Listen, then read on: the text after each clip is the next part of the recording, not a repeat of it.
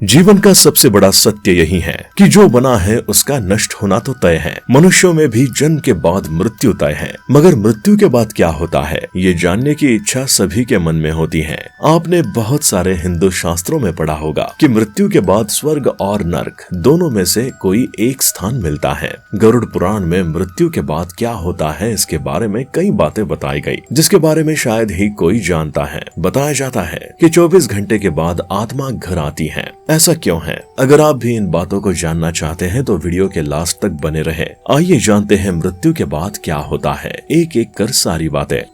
Number 1, आपको बता दें, मौत के कुछ घंटों पहले उस व्यक्ति के पैरों के नीचे से धरती का कनेक्शन टूट जाता है और इंसान के पैर एकदम से ठंडे पड़ जाते हैं।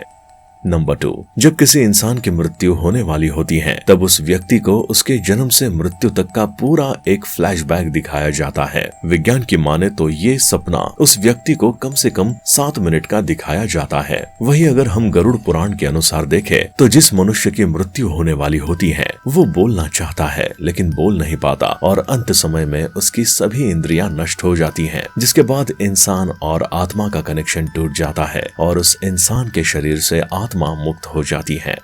नंबर 3, जब इंसान के शरीर से आत्मा निकलती है तो आत्मा शरीर को छोड़ने से मना करते हैं और फिर से आत्मा अपने शरीर में वापस जाने की कोशिश करती है, लेकिन वो नाकाम रहती है। जिस तरह हमारे लिए किसी की मृत्यु को स्वीकार करना मुश्किल हो जाता है, उसी तरह आत्मा भी शरीर की मृत्यु को स्वीकार करने से मना करती है और शरीर में दोबारा से प्रवेश करने की कोशिश लगातार करती रहती है, लेकिन वो ऐसा नहीं कर पाती है।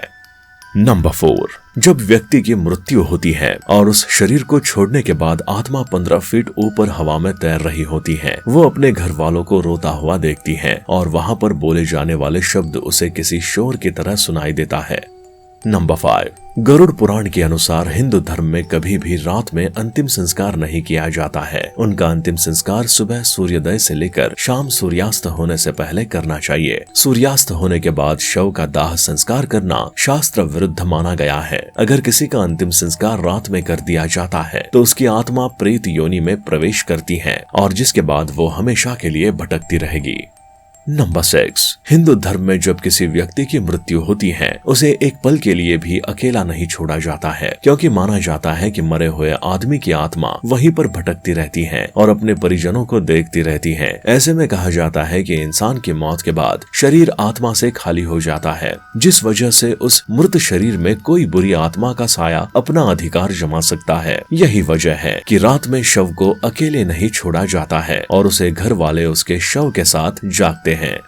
नंबर 7, अंतिम समय में उस शव के पास 2 यमदूत आते हैं और वो जैसे वो अपने पूरे जीवन में व्यवहार किया रहता है वैसा ही व्यवहार यमदूत उसके साथ करते हैं। अगर मरने वाले व्यक्ति ने अच्छे कर्म किए हैं तो वो बहुत ही आसानी से अपने प्राण त्याग देता है। वहीं अगर उस व्यक्ति ने अपने जीवन में बुरे कर्म किए हैं तो वो तड़प तड़प कर मरता है। नंबर 8, पुराणों के अनुसार अगर कोई व्यक्ति सुसाइड कर लेता है, यानी जो व्यक्ति अपने निर्धारित समय से पहले ही वो खुद को मार लेता है, तो उसे और भी ज्यादा यमलोक में परेशानियों का सामना करना पड़ता है। आपको बता दे, ये शरीर हमारा नहीं, ये एक किराए का मकान है जो हमें कुछ दिनों के लिए रहने के लिए दिया है।